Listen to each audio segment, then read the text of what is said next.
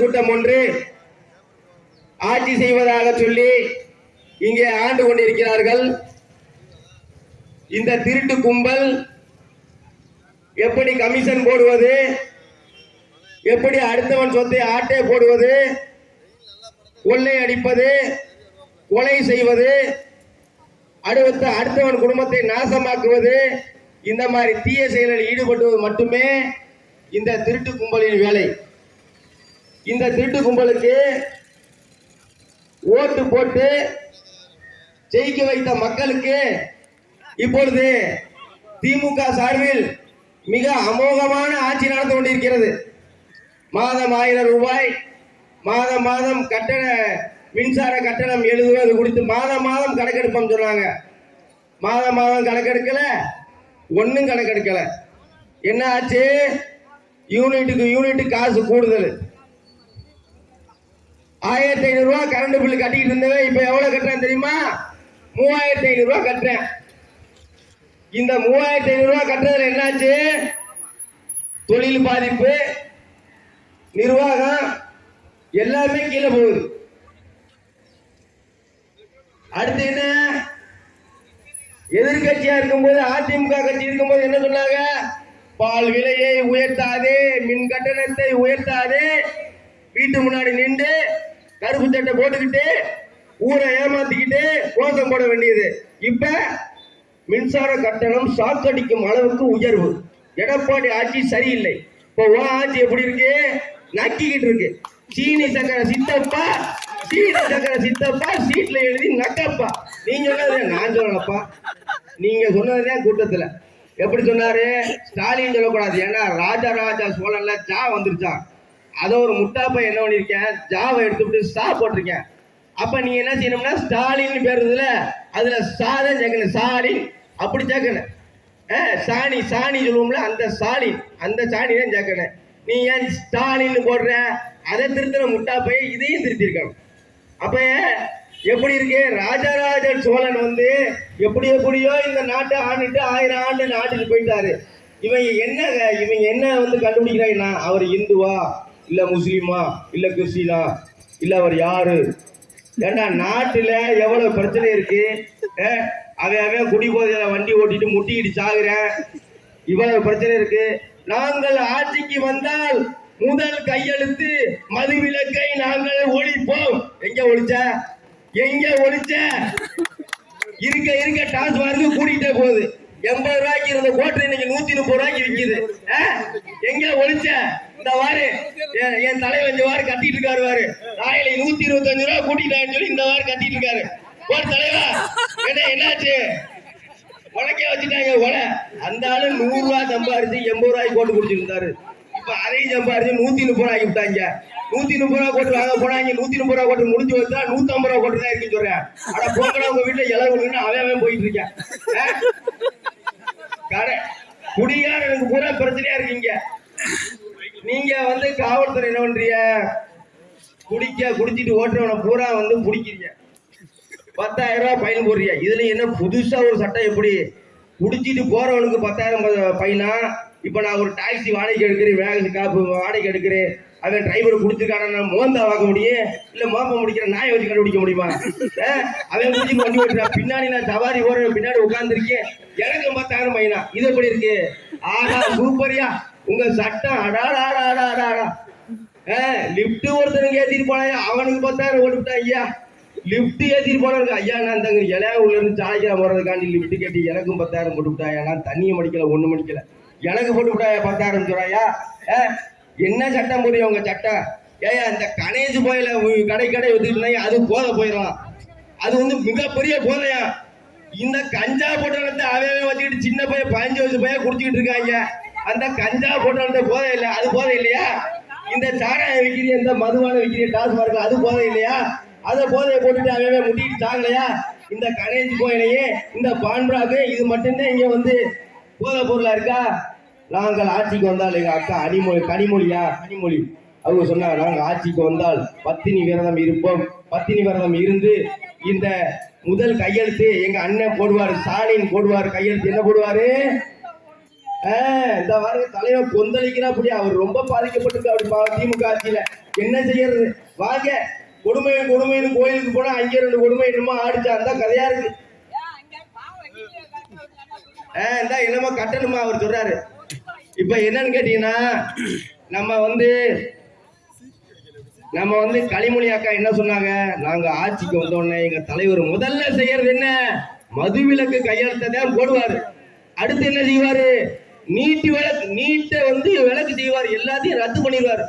ரகசியம், பெரிய ரகசியம், சிதம்பரம் ரகசியம் வச்சிருந்தாரு அந்த உதயநிதி ஸ்டாலின். அடியா அப்பா, செங்கல் திருடன் எய்ம்ஸ் மருத்துவமனையிலிருந்து செங்கலை திருடி வந்து அதுக்கே கேஸ் போட்டிருக்காங்க, மேல கேஸ் எடுக்கல, வழக்கு பதிவு செய்யல, செங்கலை திருடிட்டு வந்து அந்த ஆளு.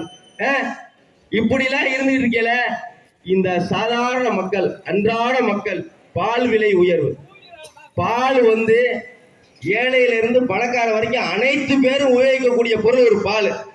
ஒரு முட்டாள் அமைச்சர் சொல்றாரு, ஜிஎஸ்டி பாலுக்கு இல்லைங்கிறதே தெரியாத அமைச்சர்லாம் திமுக இருக்காங்கய்யா. பாலுக்கு ஜிஎஸ்டியே கிடையாது, எதுவுமே கிடையாது. அதுல இருந்து கூட்டு மதிப்பு பெறக்கூடிய தயிர், மோர், லெஸ்ஸி இந்த மாதிரி பானங்களுக்கு தான் ஜிஎஸ்டி இருக்கு. அதுல எப்படி திமுக அரசு எப்படி பாருங்க பொய் பிரச்சாரம் செய்யுதுன்னு. 1 லிட்டர் தயிரோட 100 ரூபான்னா அதுக்கு ஜிஎஸ்டி 5%, 5 ரூபாய் சேர்த்து 105 ரூபா விற்கணும். இவன் திமுக அரசாங்கம் எவ்வளவு விற்கணும் தெரியுமா, 115 ரூபா, 10 ரூபாய் எக்ஸ்ட்ரா போடுறேன். யாரு போடுறது கேட்டா ஒன்றிய அரசாங்கமா. எந்தடா ஒன்றிய அரசாங்கம், ஊராட்சி மன்ற தலைவர் ஸ்டாலின், ஊராட்சி மன்ற தலைவர் நீ, நாங்க ஒன்றியம்னா நீ ஊராட்சி. ஊராட்சி மன்றத்துல நீ தலைவர் மாதிரி இருந்துகிட்டு நீ ஒரு பொம்மை அரசாங்கம். ஸ்டாலின் எதுவுமே சொந்தமா கருத்து வெளியிடுறது இல்லைங்க, பூராமே பொம்மை. நிப்பாட்டு, நம்ம மன்மோகன் சிங் முன்னாடி இருந்தார் காங்கிரஸ்ல, இப்படி திருமணம் இப்படி திரும்புவாரு, இப்படி திருமணம் இப்படி திரும்புவாரு. அதே மாதிரிதான் இப்ப ஸ்டாலின், எதுவுமே அவருக்கு தெரியாது, பாவம். துண்டு சீட்டு இல்லைன்னா இல்ல, வறுமைய சபரீசன் மய உதயநிதி ஸ்டாலின், மச்சின தங்கச்சி மய தங்கச்சியா தா அக்கா அக்கா புருஷன் மைத்தின மாமே, இவங்கதான் இங்க ஆட்சி நடத்திட்டு இருக்காங்க. வேற யாரும் ஸ்டாலின் ஆட்சியாலும் இங்க நடக்கல. குடும்ப அரசியல் தான் இங்க நடந்துட்டு இருக்கு. இந்த குடும்ப அரசியலுக்கெல்லாம் ஒரு முற்றுப்புள்ளி வைக்கத்தான் பிஜேபி என்னும் மிகப்பெரிய சக்தி உருவாகிட்டு இருக்கு. ஆனா பிஜேபினா இது பெரிய மதவாத கட்சி, நாங்க அவங்கள அப்படி பேசுவோம், இவங்களை எப்போ பேசுவோம். யார எங்க தலைவன் பாரத பிரதமர் என்னைக்காவது எந்த மதத்தையாவது எந்த மதத்தை பத்தியாவது இழிவா பேசினதாக சரித்திரம் உண்டா? ஒரு முஸ்லீம்ல வாங்க, அந்த 1 மணிக்கு 12:40 வாங்க சொல்லுவாங்க. அந்த வாங்க சொல்லும் போது மீட்டிங் நடத்திருக்கும் போது கூட எங்கள் தலைவன் பாரத பிரதமர் அமைதி காத்து அந்த வாங்கு முடிஞ்சதுக்கு அப்புறம் அவர் உடைய தொடங்கினாரு. அதுதாயா பிஜேபி RSS வளர்ப்பு. என்றுமே ஒழுக்கம் ஒழுக்கம் ஒழுக்கம். RSS மீட்டிங் பாருங்க, அங்க என்ன சொல்லி கொடுக்குறாங்க. RSS ஒரு தீவிரவாத இயக்கம். யார் சொன்னது தீவிரவாத இயக்கம்னு? அது இந்த நாட்டுக்கான ஒரு மிலிட்டரி போர்ஸ் மாதிரி, இந்த நாட்டுக்காக உழைக்கக்கூடிய ஒரு சக்தி அந்த RSS. அந்த RSSல என்னத்தை சொல்லி கொடுக்குறாங்க தெரியுமா? இந்த தேசத்தின் பக்தி, இந்த தேசத்தின் மீது ஒவ்வொரு இளைஞரும் எப்படி இருக்க வேண்டும். நமது தேசத்தை யாராவது பங்கமாக பேசினால் அவனுக்கு ரோஷம், மானம், சூடு, சொரணை இது எல்லாம் வர வேண்டும். இதைத்தான் RSS உங்களுக்கு போதிக்கிறது. அடுத்தவன் எவனோ ஒருவன் சொல்லுவான் RSS ஒரு தீவிரவாத இயக்கம், அந்த மதத்தை பற்றி பேசுகிறார்கள், இந்த மதத்தை பற்றி பேசுகிறார்கள். யாரும் எதையும் நம்பாதீர்கள். பொய் பிரச்சாரம் செய்வது ஒன்றே திமுகவின் வேலை. RSS என்பது ஒரு கட்டுக்கோப்பான இயக்கம். இந்த இந்திய நாட்டை, இந்த திருநாட்டை கட்டி காக்க RSS இயக்கம் இருந்ததால் தான் இந்த இந்திய நாடு, இந்த பிஜேபி இந்த அளவுக்கு ஒரு ஒழுக்கமான கட்சியாக வந்து கொண்டிருக்கிறது. இங்கே கூடியிருக்கும் எனது காவி சொந்தங்கள் அனைவரும் அவரவர் சொந்த காசிலே டீசல் போட்டு காரை எடுத்து இங்க நிக்கிறாங்க. 200 ரூபாய் ஊபிஸ்களே நன்றாக தெரிந்து கொள்ளுங்கள்.